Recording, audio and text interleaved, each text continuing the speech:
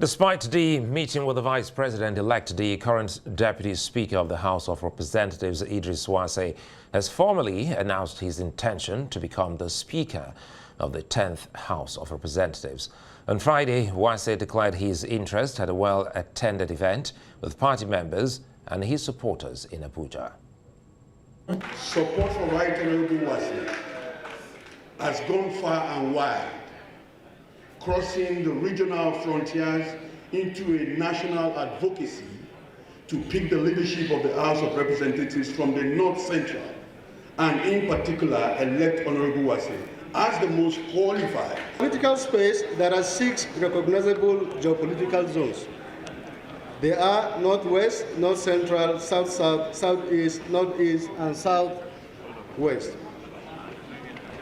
It is implausible and utterly inconceivable that when minds conceive upon themselves to zone legislative principal officers of the 10th Assembly, the North Central was a non-grata political entity. There is something special about Honorable Idris Wase. He's very caring, very loving. In fact, his care and love is infectious. I'll say I am here because of Honorable Idris Wase.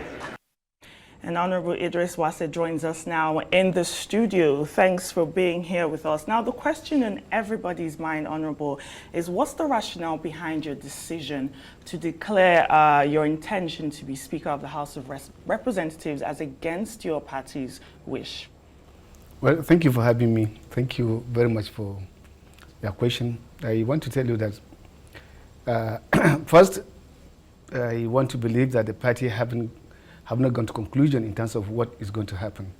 I want to refer you to the letter they issued out. It's more of advisory that this was what they received as a report, and they said consultation continues. The reason why I have to go for that, first, I think I deserved that right of first refusal. I have served the Parliament and Nigeria very well. I was deputy leader of the House between the period of 2015 to 2019, when Bajamila was leader of the House.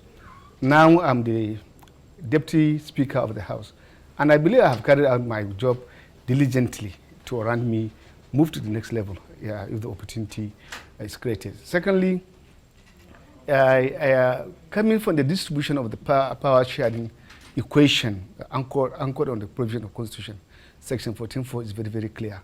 It says the composition of government of Nigeria and the conduct of its affairs shall be carried out in such a manner as to reflect the federal character of Nigeria, thereby ensuring there shall be no predominance of persons from a few state or ethnic in that government or in its agencies. It's very clear. And if that Section 14 is very clear, I don't see how the Northwest will have 2 presiding officers. It will be against the spirit of our Constitution. And again, thanks for your time, because for many who would want to be Speaker, the ideal thing is for you to start speaking by yourself. And it's good to think that you're doing the speaking yourself.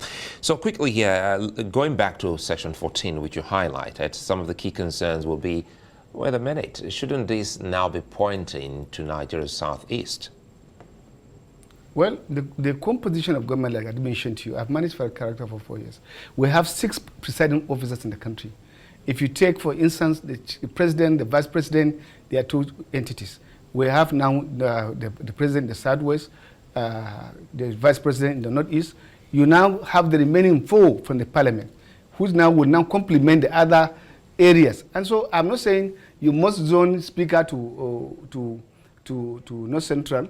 You must give us 1 office in the North Central. And I believe if the party will be fair to itself and have a smooth sell, an easy sell, the only candidate they can have is Wase. Because Wase, they have served in those capacities. Apart from being a chairman of the committee, he was a deputy leader of the House, meaning he was in the leadership of the Parliament. It's a process. Now deputy speaker. And you have seen me presiding. You have seen what I have done. So if you are looking for a competent person, who else do you look for? Now, speaking on discriminating against the North Central and speaking about the things that you have done, what are some of those things that you have done that makes you stand out, that makes you believe that, look, I will be the best candidate to be the Speaker of the House of Representatives? If you use the word discrimination is too strong. We're not in an apartheid regime. We're in a country where we are supposed to respect our laws. And I believe we are human. Out of the many activities we may be doing, you may find ourselves mistakes because we are not angels. But as our attentions are called to, it is now eminent upon us to reconsider our steps and retrace and correct. And I believe my party would correct. If you listen to the president very carefully, he never said it's all over. And I don't want to leave it, it's all over, because the president is a Democrat. The vice president is a Democrat. Our party men are Democrats. Are we talking about president-elect now? President-elect, yeah. Okay, good. It is their own, the business in their own court. And I don't believe, Buhari would not do that. And they would have done that too. He would have done that. And I know the process, how these other ones were produced.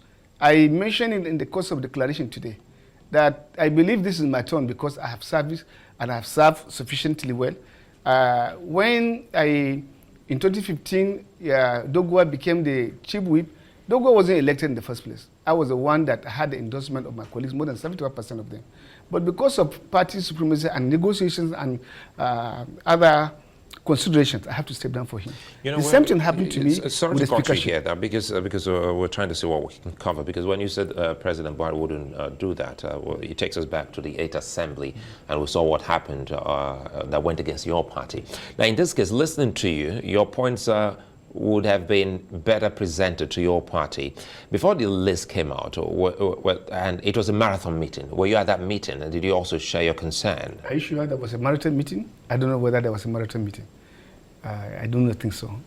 We had a meeting once when the party called us to say, shield your swords, step down, a little bit, be calm, wait for us to go for election for the governorship. When we return, we'll do something. We'll have another discussion. And then that was the meeting I can remember in attendance, and that was in Villa. All of us were. So what we saw Felix Moka reading out the list, and wasn't that the outcome of the meeting? Have followed our presentation when we went to the party. We made it extremely clear and very clear that there was no consultation. And so the party didn't deny. And that is why they say there's room for more work, and they will do more work. And the more work they will do is to first balance the index of the pie equation, and then before we begin to look at those who could give us the best services. So who do you think is the author of that list? Well, I don't know. You should be concerned because you're a party man and you're a ranking member of the House. Yep. So if anyone comes up to say, I'm the spokesperson of my political party and reels out a list before Nigerians. I think that question should better be answered by the spokesman of the party. No, it better be answered by the man who is telling me now that there was no meeting. I don't know the person to answer because he rolled out the list. When he rolled out the list to journalists, I wasn't there. You will have asked him at that time who brought the list. And now that there are issues, you will have gone back to him. How did he get that list? No, that all right, will well, before your declaration today, just talk us through some of your consultation strategies. Who did you consult with? For example, did you consult with the current speaker now, Honorable Femi Gbajabiamila, before you went ahead to make your intentions known? Today, I want to say that before today, I had made consultations with Gbajabiamila, not once, not twice. And I want to say that politicking does not stop in one person's decks. It is a process that you have now to get almost everybody involved. And you have seen me crisscrossing around the country, northeast, north-south, south-south, south-west, virtually every part of Nigeria, and meeting eminent people in my own party to seek for their own blessings and then understanding. Not only that, also looking for the members of my own party and those who are not even in my party, because I'm not going to preside over an APC House of Representatives. I'm going to preside over Nigerian House of Representatives. So I've done my best in terms of reaching out, including party leaders of the opposition. This is because I believe in true democracy. And what's the message? When you speak to these people, your colleagues, what's the assurance? In fact, they were advertorials on the national daily. Very clear. Elamunukon, it's my time.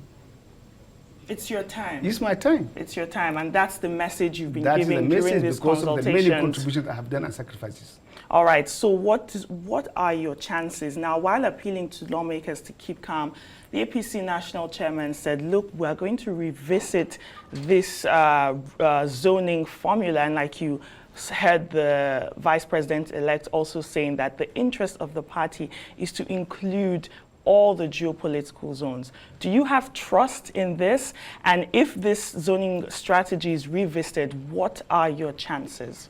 Thank you very much. I think the answer is already on the public table or clear. But that is, the vice president said we are going to revisit. The national chairman said we are going to revisit. They will revisit to reverse. They will rather revisit to improve. And the improvement now carrying every entity of Nigeria called geopolitical zone. That is legally recognized by our rules. And so I want to believe that that one is a done deal. And in terms of my chances, you could see the people that accompanied, that were cajoled to go to see Mr. Vice President, came back to attend my program. It means then their spirit is with me, not in the other one that were cajoled to go. They were deceived to go there, and so after the deceitful meeting, they came back. Watch the film clearly. You see them, those who are there, came back to my program. Let's take this lastly before you leave. Should you be Speaker, what are the few most important things you think that the National Assembly should set out to look for Nigerians? Well, if I'm to be Speaker, by the grace of God, first, Parliament must have its own respect. We must do our job diligently in the interest of our country and ensure that our oversight is done in accordance with the rules and constitution of the Federal Republic of Nigeria. I will not allow a space and a kind of situation where Parliament will summon ministers and heads of agencies where they will refuse to come. That has to stop. We have to be accountable to Nigeria. We have to be accountable to the system that produces us. If you have a functional Parliament, I can tell you, you do not need an EFCC, you don't need any of the anti-corruption agencies, because they will have done their job well in terms of first oversighting and ensuring the correcting is done. And that's the Parliament I want to see. I want to see a Parliament full of respect. Just like you are proud to see a parliamentarians of other US Congress sitting and then conversing. This is what I want to see. That's a good place to leave it, Honorable Idris Wase. Thank you so much for joining us today after such a busy day that you've had.